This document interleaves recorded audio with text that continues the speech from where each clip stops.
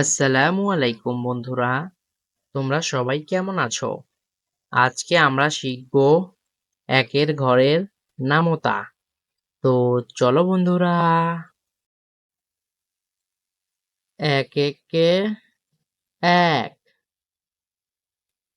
দুই একে দুই, তিন একে তিন,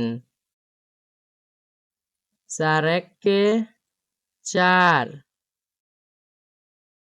পাঁচ একে পাঁচ, ছয় একে ছয়, সাত একে সাত, আট একে আট, নয় একে নয়, দশ একে দশ,